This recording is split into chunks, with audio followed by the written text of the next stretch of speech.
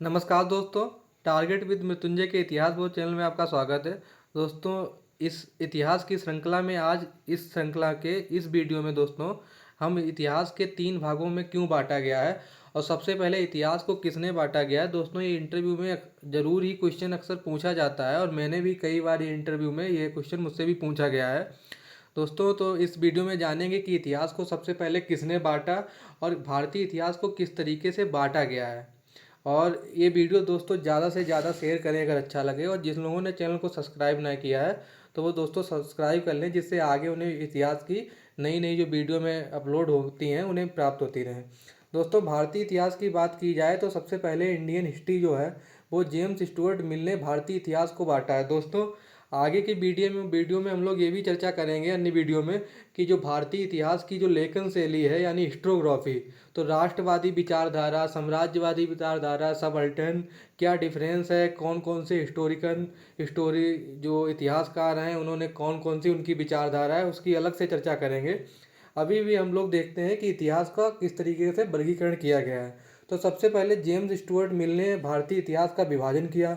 इन्होंने James Stuart Mill ने आधार क्या दिया कि आधार क्या है इनका, अंग्रेजों के भारत के आने का औचित्य सिद्ध करना चाहते थे कि अंग्रेज भारत पे क्यों आए, उनका औचित्य क्या है। इन्होंने भारत के मूल निवासियों को असभ्य माना और इनको सभ्य बनाने के लिए हम आए हैं। इन्होंने ये तर्क दिया कि जो ब्रिटिशर्स इंडिया में आए हैं वो भारतीयों को सभ्य बनाने के लिए आए हैं और भारतीय जो हैं वो असभ्य हैं। असभ्य के लिए इन्होंने क्या तर्क बताया कि भारतीय समाज में वर्णवाद है, उपजातियाँ हैं, जातियाँ हैं, छूत अछूत है, सती व्रत है, बाल हत्या है, विधवाएं लाचार है। तो इन्होंने ये कहा कि भारतीय समाज में ये वर्णवाद, छुआछूत ये सब व्याप्त है और इसको अंग्रेज इन्हें इसलिए सब बनाने के आए हैं क्योंकि ये जो ब्रिटिशर्स इंडिया में आए थे ये उनका मतलब तार्किक रूप से औचित्य सिद्ध कर रहे थे कि यहाँ के सब असभ्य हैं। तो ये तो पहला हो गया कि स्टुअर्ट मिल ने भारतीय सोसाइटी को सबसे पहले इतिहास का विभाजन किया। इन्होंने इनका आधार क्या था और इन्होंने किस तरीके से भारतीय मतलब इतिहास को किस तरीके से बांटा, ये हम लोग चर्चा करते हैं। दोस्तों, इनका जो आधार था इनका था 3E। जो जेम्स स्टुअर्ट मिल ने थे इन्होंने 3 आधार पे भारतीय मतलब सोसाइटी या भारतीय इतिहास का वर्गीकरण किया। 3 आधार क्या है? Triple R.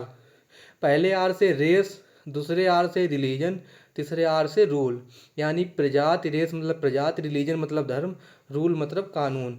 भारत में इन्होंने कहा है स्टुअर्ट मिल ने कि भारत में 3 जाति, 3 धर्म और 3 तरीके के कानून चलते हैं। इसलिए इन्होंने भारतीय इतिहास को 3 तरीकों से बांट दिया।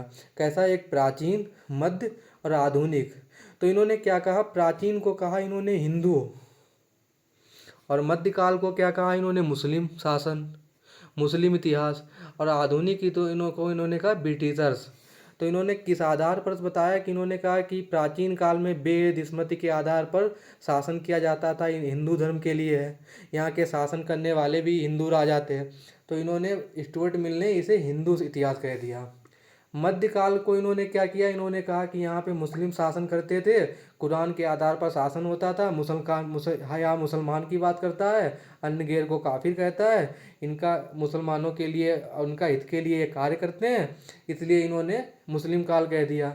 आधुनिक को इन्होंने क्या कहा? अपने आप को सिद्ध करने के लिए शासन को इन्होंने कहा कि जब ब्रिटिशर्स आए तो समता, स्वतंत्रता, बंधुता, इक्वलिटी, लिबर्टी, फ्रेटर्निटी, इस आधार पर यहाँ पे शासन हुआ। Rule of law, equality before law और कानून द्वारा स्थापित प्रक्रिया हुई। तो इस तरीके से इन्होंने भारतीय शासन का मतलब विभाजन किया।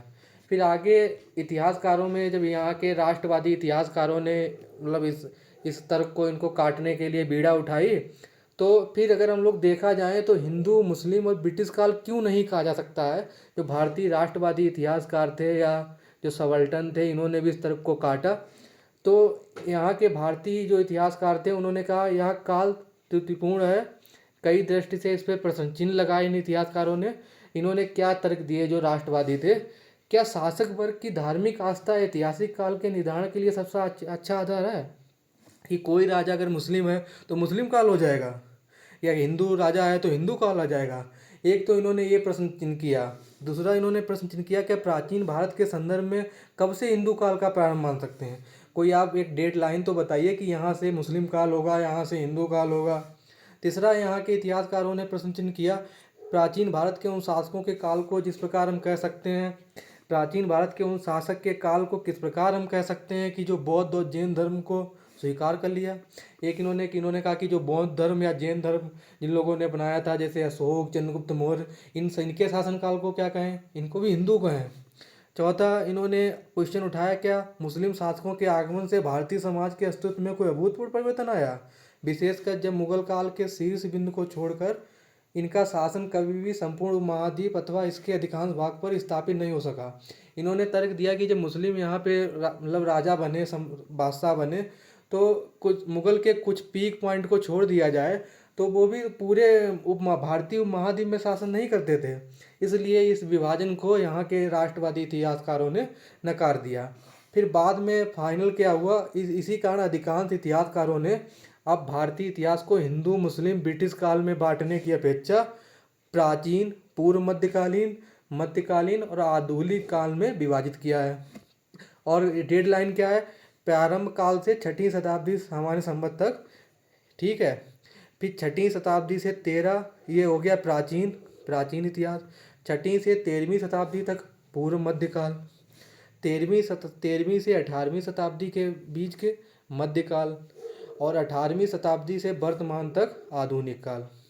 ये ऐसी शब्दावली का प्रयोग इतिहास को धर्म आधारित लेवल से कहीं दूर हटकर सामाजिक आर्थिक परिवर्तन, आप लोगों को याद रखना होगा कि जो प्रेजेंट टाइम इतिहास का विभाजन किया गया है, जो सर्वमान्य है, वो सोशल इकोनॉमिक जो चेंजमेंट आए हैं सोसाइटी में, उस आधार पे वर्गीकरण किया है। और हम लोग अगर किसी आगे वीडियो में, जब अभी ये वीडियो की श्रृंखला चलती रहेगी, पूरा पाठ्यक्रम इसी हिसाब से कंप्लीट हो जाएगा, इसके बाद सिंधु घाटी सभ्यता का वीडियो बनेगा। तो जब आधुनिक काल में पहुंचेंगे तो वहाँ पे हम लोग देखेंगे कि आधुनिक काल कहाँ से शुरू हुआ। मेन चीज़ आप ये याद रखिए, जो इतिहास का वर्गीकरण किया गया है वर्तमान में, वो सामाजिक आर्थिक परिवर्तनों को ध्यान में रखकर केंद्रित किया गया है। कैसे मध्य काल में जब मुगल आए, सल्तनत आए, तो भारत में चरखा आया, करघा आया, तो कपड़े का विकास हुआ, इस तरीके से ये। लेकिन आप बेसिकली याद रखिए कि सबसे पहले इतिहास का विभाजन किसने किया, स्टुअर्ट मिल ने किया। उसने ब्रिटिशर्स के जो औचित्य था भारत में राज करने का, इसलिए उसने इतिहास का हिंदू मुस्लिम के हिसाब से भी विभाजित कर दिया। बाद में जो राष्ट्रवादी इतिहासकार आए, उन्होंने इसका खंडन किया, उन्होंने तर्क दिए, और फाइनल डिसीजन यही हुआ कि प्रेजेंट टाइम में कि सोशल इकोनॉमिक जो चेंजमेंट हो रहे हैं, उनके हिसाब से इतिहास का विभाजन किया गया। दोस्तों, इस वीडियो को ज़्यादा से ज़्यादा शेयर करें, और जिन लोगों ने चैनल को नहीं सब्सक्राइब किया है वो सब्सक्राइब कर लें। आगे किसी अन्य टॉपिक पे हम लोग अपनी इस श्रृंखला, इतिहास श्रृंखला को जारी रखेंगे। थैंक यू, फिर मिलेंगे।